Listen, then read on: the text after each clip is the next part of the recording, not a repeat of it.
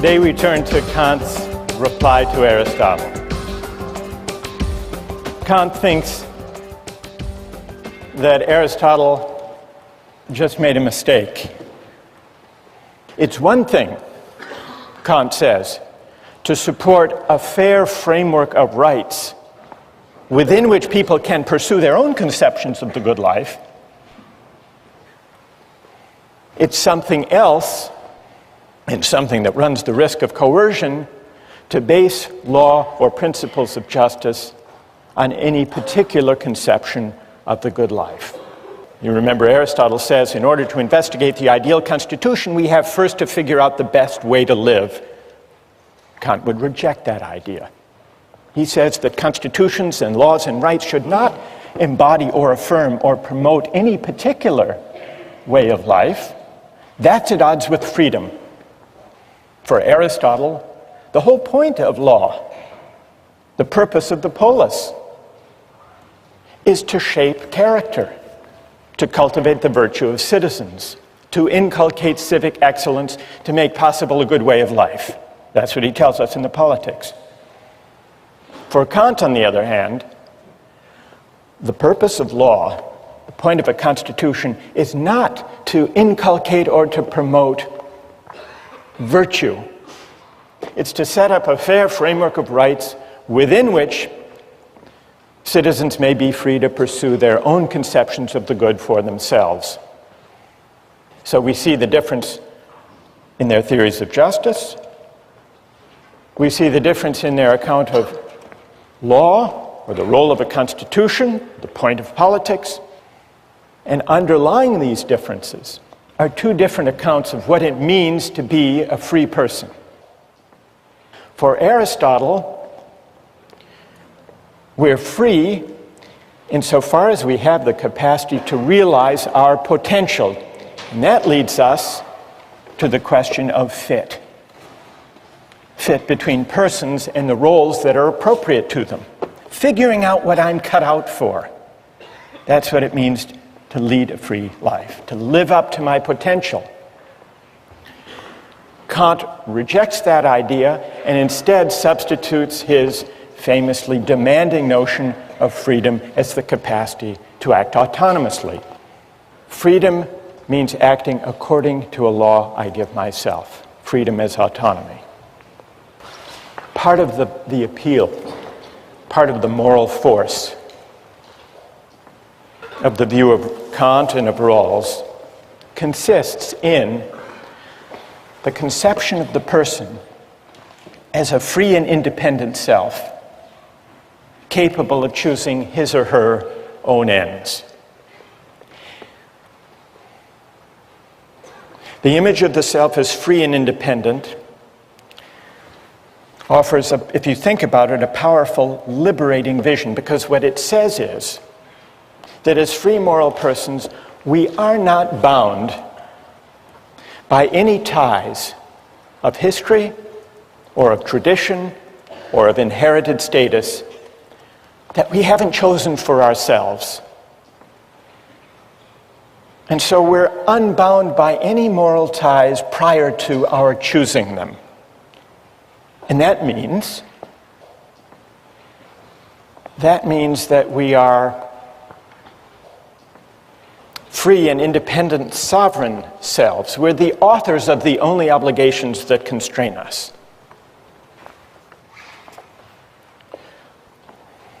The communitarian critics of Kantian and Rawlsian liberalism acknowledge that there is something powerful and inspiring in that account of freedom, the free, independent choosing self. But they argue it misses something. It misses a whole dimension of moral life and even political life.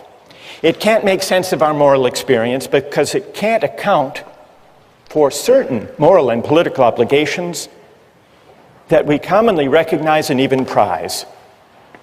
And these include obligations of membership, loyalty, solidarity, and other moral ties that may claim us for reasons that we can't trace to an act of consent. Alistair MacIntyre gives an account, what he calls a narrative conception of the self. It's a different account of the self. Human beings are essentially storytelling creatures, McIntyre argues.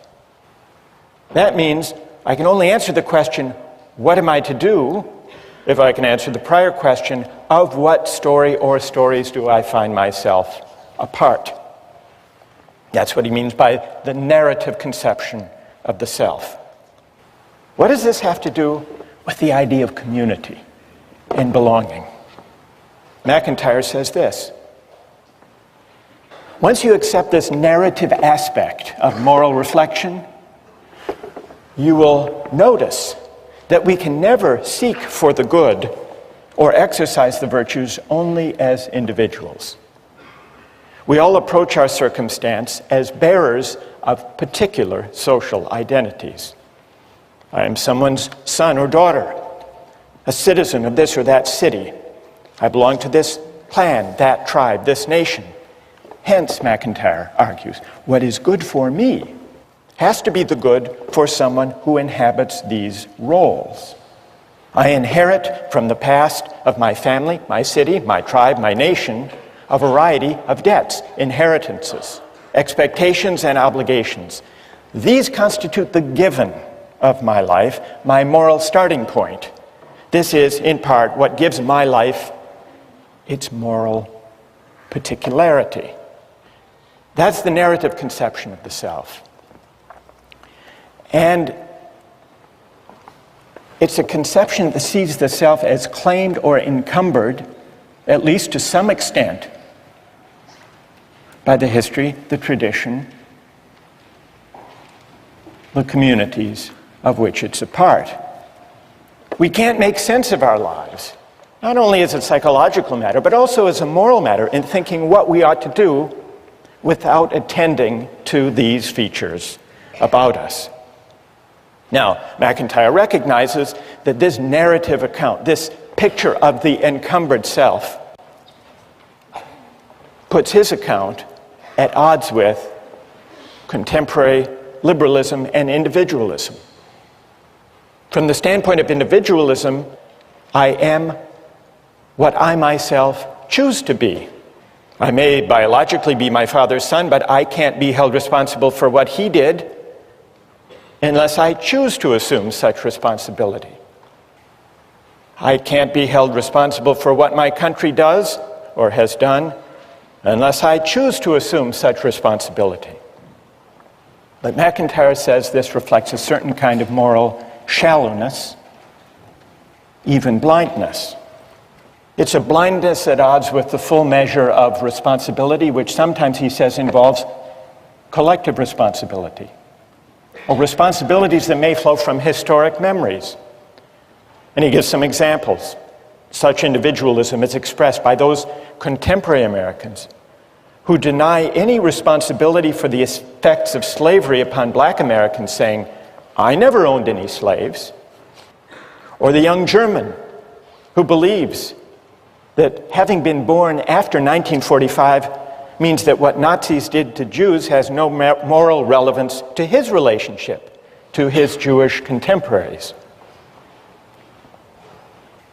McIntyre says all of these attitudes of historical amnesia amount to a kind of moral abdication.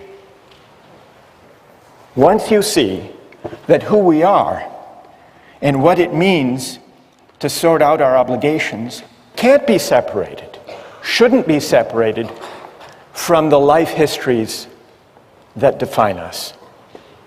The contrast, he says, with the narrative account is clear. For the story of my life is always embedded in the story of those communities from which I derive my identity. I am born with a past, and to try to cut myself off from that past is to deform my present relationships. So there you have, in McIntyre, a strong statement of the idea that the self can't be detached, shouldn't be detached from its particular ties of membership, history, story, narrative. Now, I want to get your reactions to the communitarian critique of the individualist or the voluntarist, the unencumbered self. But let's make it concrete so that you can react to more than just the theory of it by looking at the two different accounts of moral and political obligation that arise, depending on which of these conceptions of the person one accepts. On the liberal conception, moral and political obligations arise in one of two ways. There are natural duties that we owe human beings as such, duties of respect for persons qua persons. These obligations are universal. Then, as Rawls points out, there are also voluntary obligations, obligations that we owe to particular others insofar as we have agreed, whether through a promise or a deal or a contract. Now, the issue between the liberal and communitarian accounts of the self, is there another category of obligation or not? The communitarian says there is. There is a third category that might be called obligations of solidarity or loyalty or membership.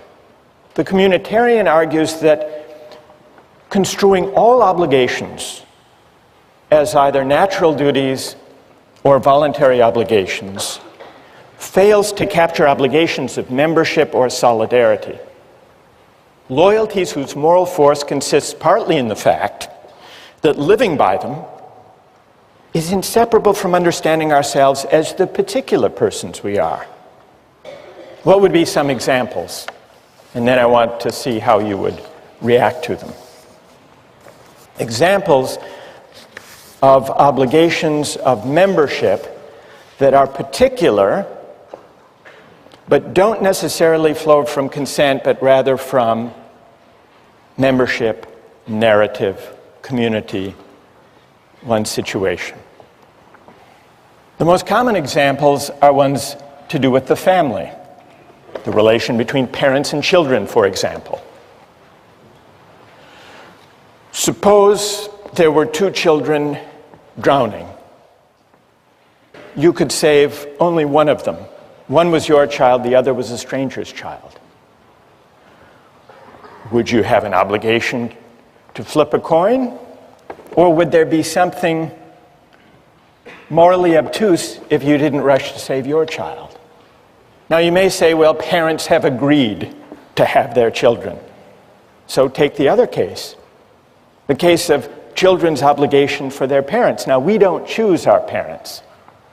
We don't even choose to have parents. There is that asymmetry. And yet, consider two aging parents, one of them yours, the other a stranger's. Doesn't it make moral sense to think that you have a greater obligation to look after your aged parent than to flip a coin or to help the strangers? Now, is this traceable to consent? Not likely. Or take a couple of political examples.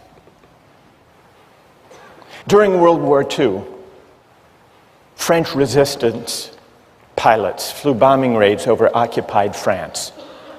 One day, one of the pilots received his targets and noticed that the village he was being asked to bomb was his home village. He refused, not disputing that it was as necessary as the target he bombed yesterday. He refused on the ground that he couldn't bring himself. It would be a special moral crime for him to bomb his people, even in a cause that he supported, the cause of liberating France. Now, do we admire that? If we do, the communitarian argues, it's because we do recognize obligations of solidarity. Take another example. Some years ago, there was a famine in Ethiopia. Hundreds of thousands of people were starving. The Israeli government organized an airlift to rescue Ethiopian Jews. They didn't have the capacity to rescue everyone in Ethiopia.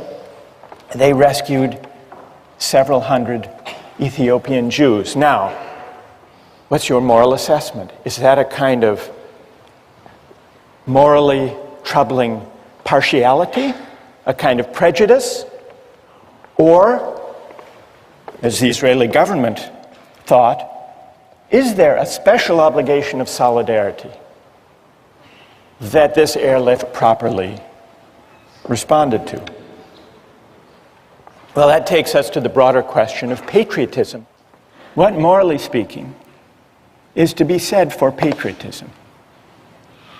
There are two towns named Franklin. One is Franklin, Texas, and the other is just across the Rio Grande River, Franklin, Mexico. What is the moral significance of national boundaries? Why is it, or is it the case, that we as Americans have a greater responsibility for the health and the education and the welfare and public provision for people who live in Franklin, Texas, than equally needy people just across the river living in Franklin, Mexico? According to the communitarian account, membership does matter. And the reason patriotism is at least potentially a virtue is that it is an expression of the obligations of citizenship. How many are sympathetic to the idea that there is this third category of obligation, the obligations of solidarity or membership? How many are sympathetic to that idea? And how many are critical of that idea? How many think all obligations can be accounted for in the first two ways? All right, let's hear from the critics of the communitarian idea first. Yes? My biggest concern with the idea of having obligations because you're a member of something or because of solidarity is that it seems that if you accept those obligations as being sort of morally binding, then there's a greater occurrence of overlapping obligations, a greater occurrence of good versus good. And I don't know if this sort of framework allows us to choose between them. Good. And what's your name? Patrick. So you worry that if we recognize obligations of membership or solidarity, since we inhabit different communities, their claims might conflict. And what would we do if we have competing obligations? Yes? Well, one solution is that we could view ourselves as ultimately members of the human community, and that then within that we have all these smaller spheres of that, you know, I am an American or I am a student at Harvard. And so the most important community to be obligated to is the community of human beings, and then from there you can sort of evaluate which other ones are most important to you. So the most and what's your name? Nicola? So Nicola, you say the most universal community we inhabit, the community of humankind, always takes precedence. Yes. Patrick, are you satisfied? No. Why not? It seems rather arbitrary that we should choose the universal obligation over the more specific obligation. I might also say that I should be obligated first to the most specific of my obligations. For instance, take my family as a small unit of solidarity. Perhaps I should be first obligated to that unit, and then perhaps to the unit of my town, and then my country, and then the human race. Good, thank you. I want to hear from another critic of the communitarian view. We have the objection, well, what if goods collide? Who objects to the whole idea of it? Who sees patriotism as just a kind of prejudice that ideally we should overcome? Yes? Patriotism reflects a community membership. That's a given. I think the problem is that whereas some memberships are natural narratives, the narrative of citizenship is a constructed one, and I think a false one.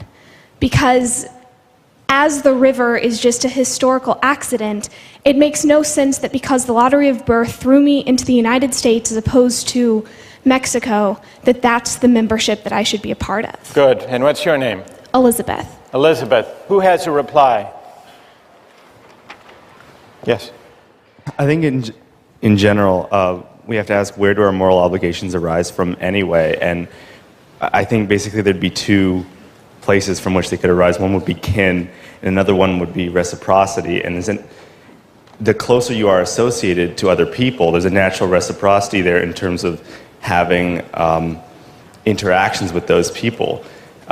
You interact with the neighbors on your street, with the other people in your country through economic arrangements. But I don't know, and you don't know those people in Franklin, Texas, any more than you know the people in Franklin, Mexico, do you? Presumably, you're naturally more connected with the people in your own country in terms of interaction and trade than you are with people in other countries. Good. Who else? Well, go ahead.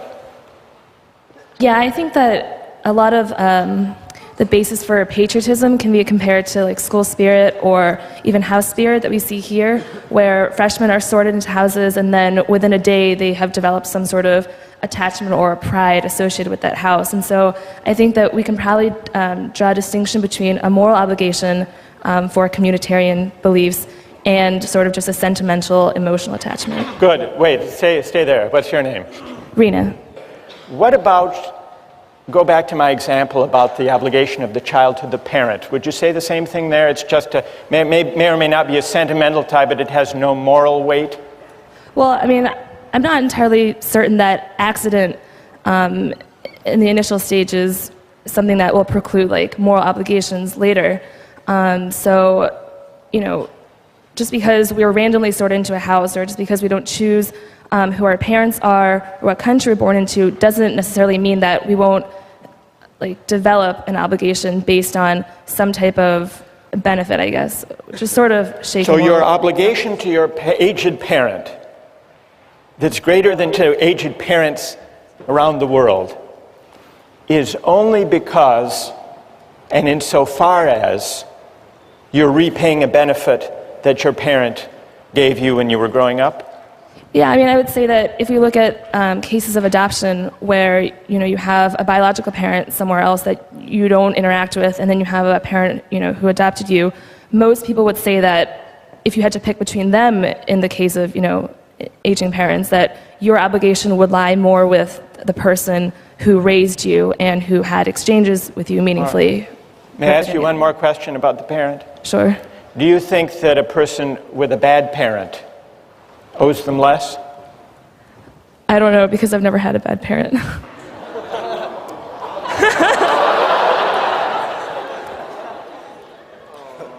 I think that's a good place to end. Thank you. We'll continue with this next time. Thank you. Today, I'd like to consider the strongest objections to the idea that there are obligations of solidarity or membership. Then I want to see if those objections can be met successfully.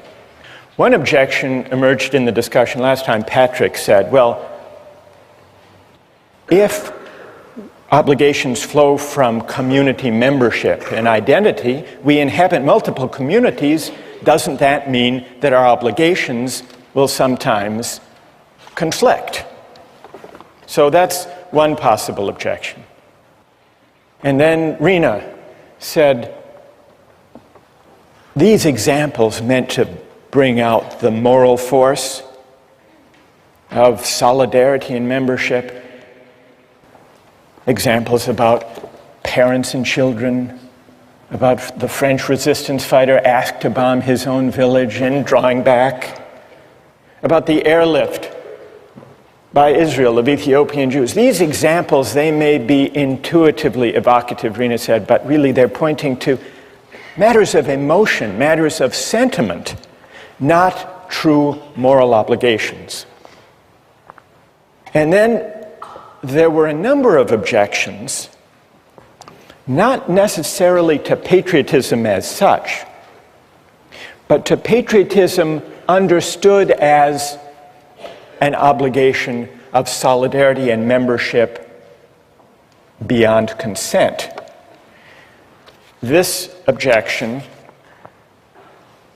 allowed that there can be obligations to the communities we inhabit, including obligations of patriotism, but this objection argued that all of the obligations of patriotism or of community or membership are actually based on liberal ideas and perfectly compatible with them.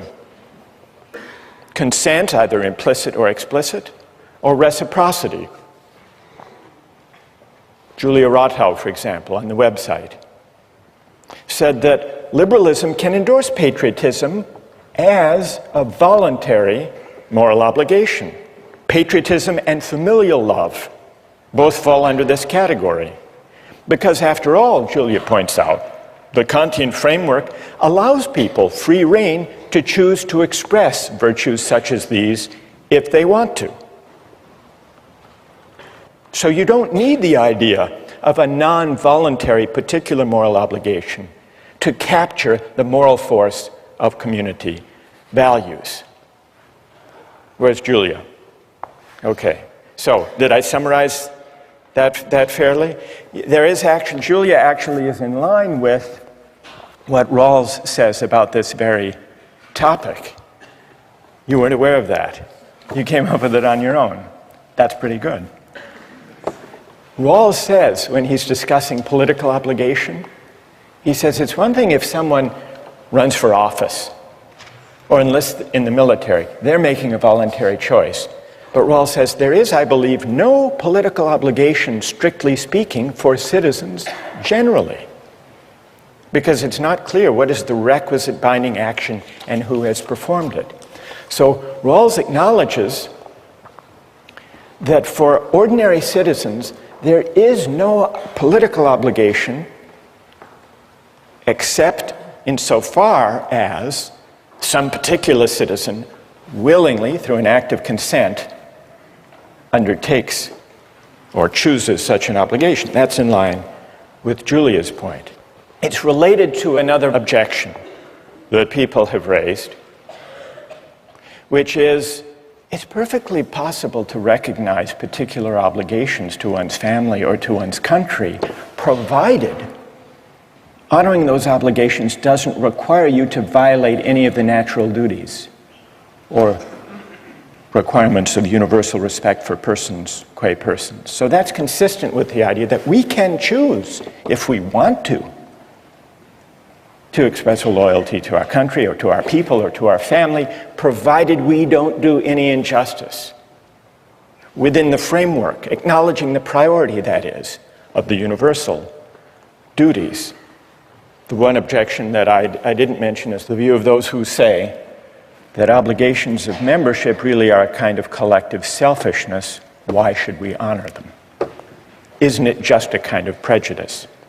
So what I'd like to do, perhaps if those of you who have agreed, who wrote and who have agreed to press these objections, perhaps if you could gather down all together, we'll form a team as we did once before, and we'll see if you can respond to those who want to defend patriotism conceived as a communal obligation. Now, there were a number of people who argued in defense of patriotism as the communitarian view conceives it. So let me go down now and join the critics of communitarianism, if there's a microphone that we could use somewhere. Okay, thanks, Kate. Who, as the critics of patriotism, communal patriotism, gather their forces here? Patrick, if you want to, you can join as well, or Rena. Others who have spoken or addressed this question are free to join in.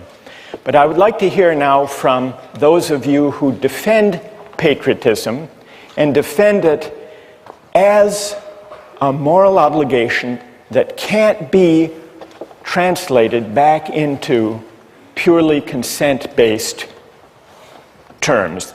Can't be translated into liberal terms. Where's AJ Kumar? AJ, everybody seems to know you. All right, let's hear from AJ. You said, in the same way I feel I owe more to my family than to the general community, I owe more to my country than to humanity in general. Because my country holds a great stake in my identity, it is not prejudice for me to love my country, unless it is prejudice for me to love my parents more than somebody else's. So AJ, what would you say to this group? Stand up. I think that there's some fundamental moral obligation that comes from a communitarian responsibility to people and groups that form your identity. I mean, even, like, I'll give the example that, you know, there are a lot of things about our government right now that I'm not in favor of, but part of my identity is that America values a free society where we can object to certain things, and I think that's an expression of patriotism as well.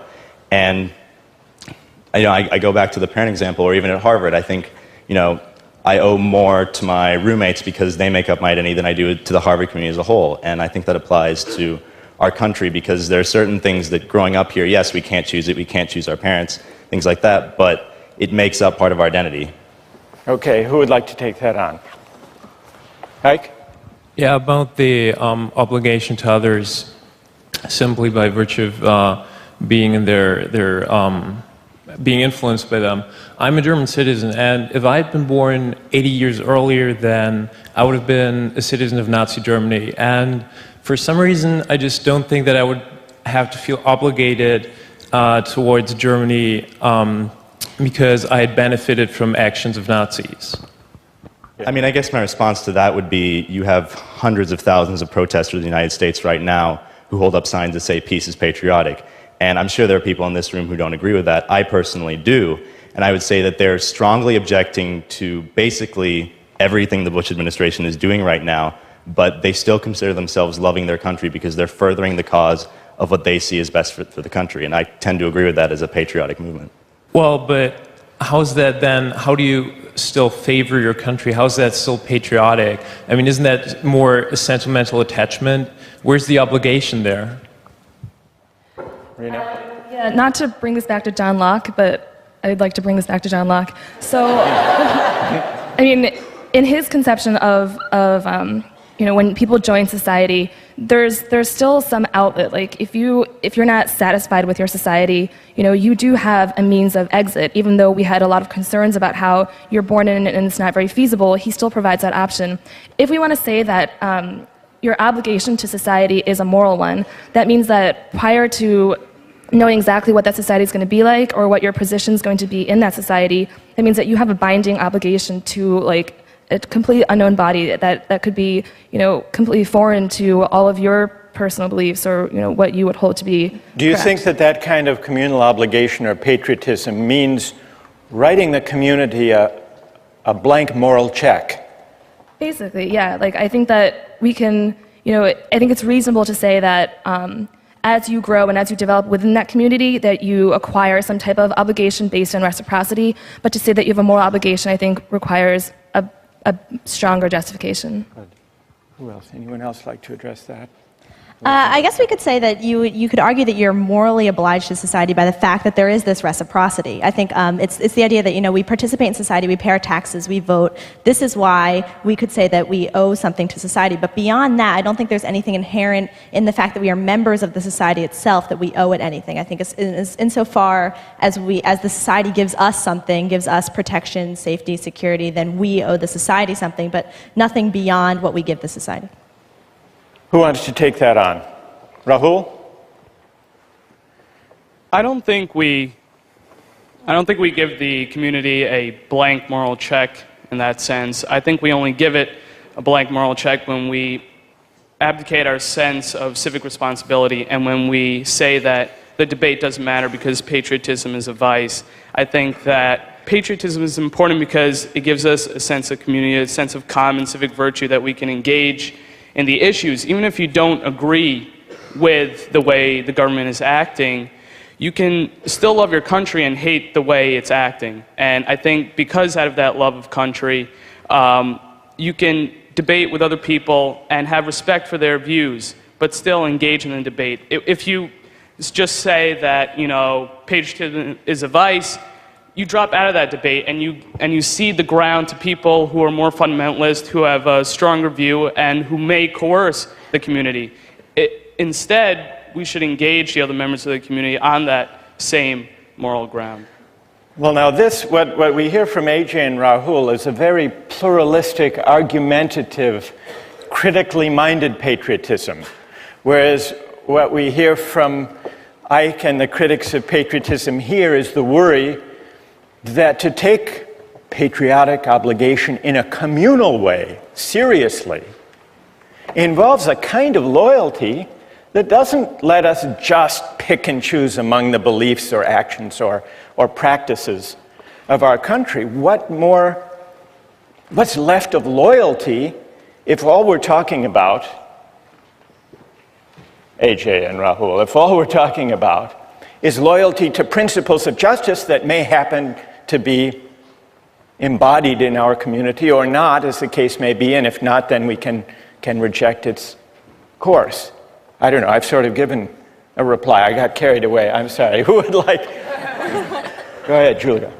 Yeah, I think that patriotism, you need to define what that is. It sounds like, you would normally think that we were given a more weak definition here of patriotism amongst us, but it almost sounds like your definition is merely to have some sort of civic involvement in debating within your society. And I think that kind of undermines maybe some of the moral worth of patriotism as a virtue as well. I think if you can consent to a stronger form of patriotism if you want, that's a stronger, I guess, moral obligation than even what you're suggesting. What we really need to sharpen the issue is an example from the defenders of communitarianism of a case where loyalty can actually compete with and possibly outweigh universal principles of justice. Isn't that's the test they really need to meet, isn't it? All right, so that's the test you need to meet, or any among you who would like to defend obligations of membership or solidarity independent of ones that happen to embody just principles. Who has an example of a kind of loyalty that can and should compete with universal moral claims, respect for persons? Go ahead. Yeah, if I were working on an EC problem set, for example, and I saw that my roommate was cheating, that might be a bad thing for him to do, but I wouldn't turn him in. You would not turn him in? I wouldn't turn him in, and I think that, I would argue that's the right thing to do because of my obligation to him, It may be wrong, but that's what I would do, and, I think that's what most people would do as well. All right, now there's a fair test. He's not slipping out by saying he's invoking in the name of community some universal principles of justice. What's your name? Stay there. What's your name? It's Dan. Dan? So what do people think about Dan's case? That's a harder case for the ethic of loyalty, isn't it? But a truer test? How many agree with Dan? So loyalty, Dan, loyalty has its partisans. How many disagree with Dan?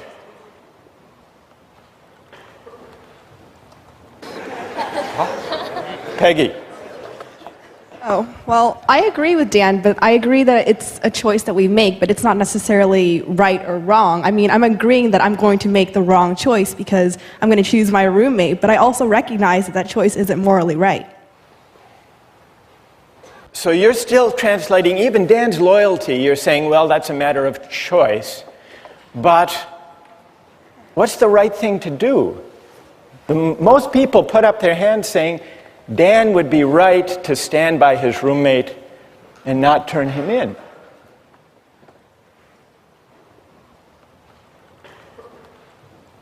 Yes, go ahead. Also, I think as a roommate, you have insider information, and that might not be something you want to use. That might be something unfair to hold against. You're spending that much time with a roommate. obviously you're going to learn things about him, and I don't think it's fair to reveal that to a greater community. But it's loyalty, Wojtek. You agree with Dan that Yes, loyalty is the ethic at stake here. Absolutely. You don't have a duty to tell the truth, to report someone who cheated? Not if you've been advantaged into getting that kind of information.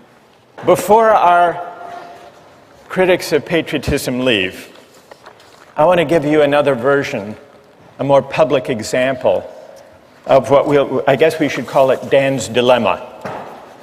Dan's dilemma of loyalty. And I want to get the reaction of people to this. This came up a few years ago in Massachusetts. Does anyone know who this man is? Billy Bulger, that's right. Who is Billy Bulger? He was president of the Massachusetts State Senate for many years, one of the most powerful politicians in Massachusetts. And then he became president of the University of Massachusetts.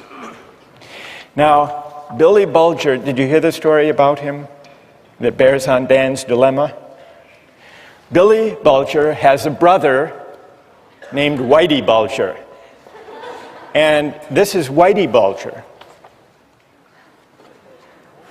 His brother Whitey is on the FBI's most wanted list, alleged to be a notorious gang leader in Boston, responsible for many murders, and now a fugitive from justice.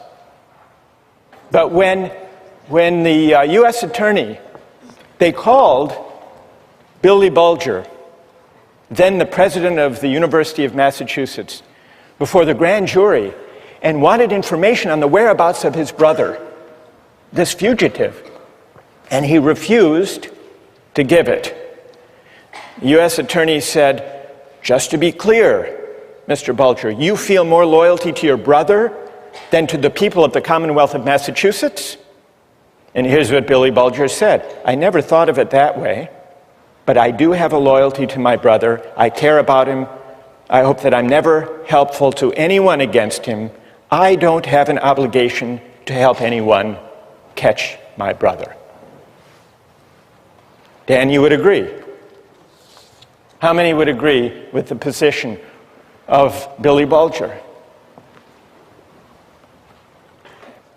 Let me give one other example, and then we'll let the critics reply, the critics of loyalty, as we'll describe it. Here's an even more fateful example from a figure in American history, Robert E. Lee. Now, Robert E. Lee, on the eve of the Civil War, was an officer of the Union Army. He opposed secession, in fact, regarded it as treason. When war loomed, Lincoln offered Lee to be the commanding general of the Union Army. And Lee refused, and he described in a letter to his sons why he refused. With all my devotion to the Union, he wrote, I have not been able to make up my mind to raise my hand against my relatives, my children, my home. By which he meant Virginia. The Union is dissolved. I shall return to my native state and share the miseries of my people, save in her defense. I will draw my sword no more. Now here's a real test, Dan, for your principle of loyalty. Because here is the cause of the war against, not only to save the Union, but against slavery. And Lee is going to fight for Virginia, even though he doesn't share the desire of the southern states to secede. Now, the communitarian would say there is something admirable in that. Whether or not the decision was ultimately right, there's something admirable. And the communitarian would say, we can't even make sense. Rena, we can't make sense of Lee's dilemma as a moral dilemma unless we acknowledge that the claim of loyalty arising from his sense of narrative of who he is a moral, not just sentimental, emotional tug. All right, who would like to respond to Dan's loyalty, to Billy Bulger's loyalty, or to Robert E. Lee's loyalty to Virginia? What do you say, Julia?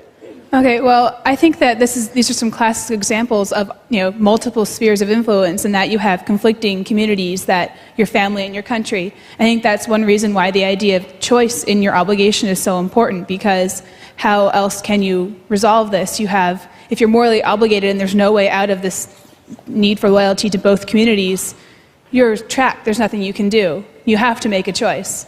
And I think that being able to choose based on other characteristics than merely, the arbitrary fact that you're a member of this community is important.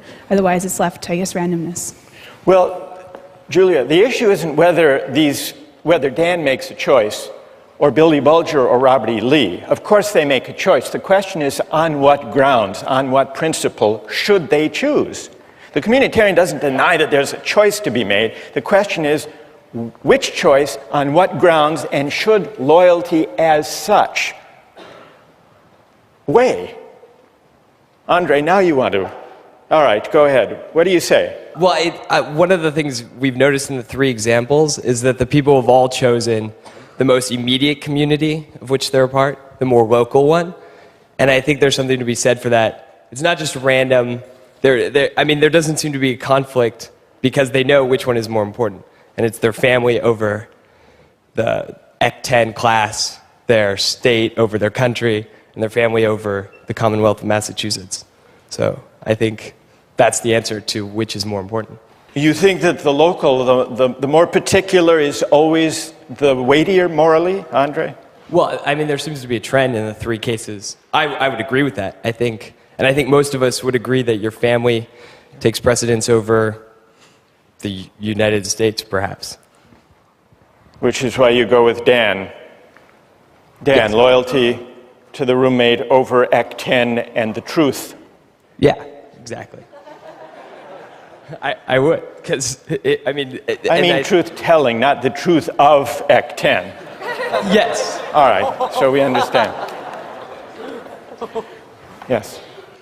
But on the same example, in terms of family, you had cases in the Civil War where brother was pitted against brother on both sides of the war, where they chose country instead of family. So I think the exact same war shows that different people have different means of making these choices, and that there is no one set of values or one set of morality that communitarians can stick to. And personally, I think that's the biggest problem with communitarians, that we don't have one set of standard moral obligations.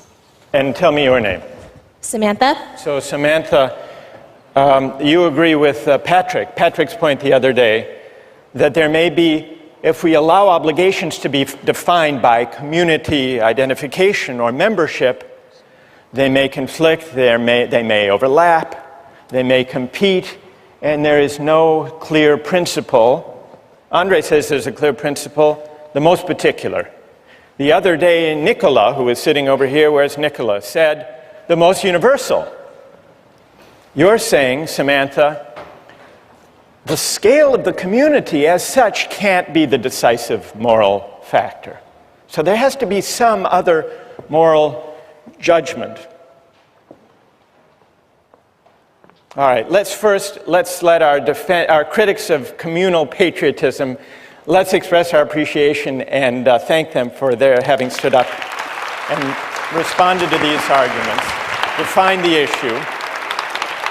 Let's turn to the implications for justice of the positions that we've heard discussed here.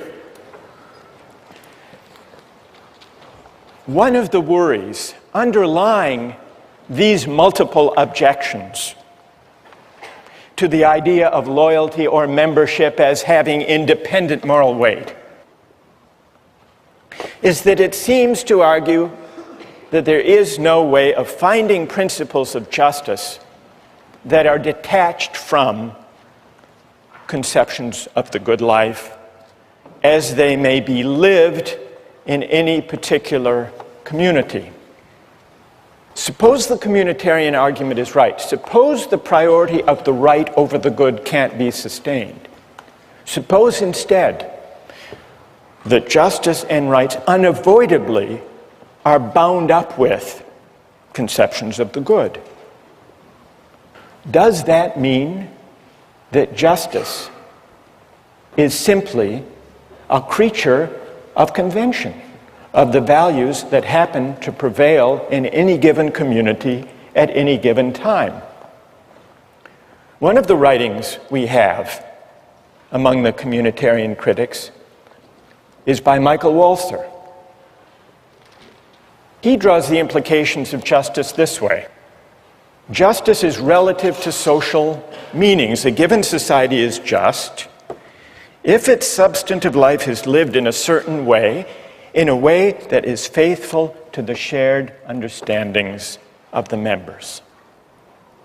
So, Waltzer's account seems to bear out the worry that if we can't find independent principles of justice, independent, that is, from conceptions of the good that prevail in any given community, that we're simply left with justice being a matter of fidelity or faithfulness to the shared understandings or values or conventions that prevail in any given society at any given time.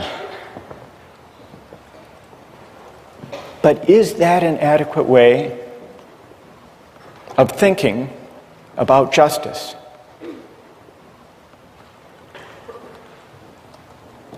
Well, let's take a look at a short clip from the documentary Eyes on the Prize. It goes back in the 1950s in the South. Here are some situated American Southerners who believe in the tradition, in the shared understandings of segregation. Listen to the arguments they make about loyalty and tradition, and see if they don't make you uneasy about tying arguments about justice to the shared understandings or traditions that prevail in any given society at the moment. Let's run the clip. This land is composed of two different cultures, a white culture and a colored culture, and I've lived close to them all my life. But I'm told now that we've mistreated them and that we must change, and these changes are coming faster than I expected, and I'm required to make decisions on a basis of a new way of thinking, and it's difficult. It's difficult for me, it's difficult for all Southerners. Well, there you have it. Narrative selves, situated selves, invoking tradition. Doesn't that show us that justice can't be tied to the shared understandings of goods that prevail in any given community at any given time? Or is there a way of rescuing that claim from this example? Think about that question, and we'll return to it next time. 황산벌 찍고 이번엔 평양성이 대박살내 죽었어. 황산벌이 돌아왔다. 평양성을 둘러싼 가장 웃긴 전쟁이 시작된다. 이준익 감독 작품 평양성 1월 27일 재개봉.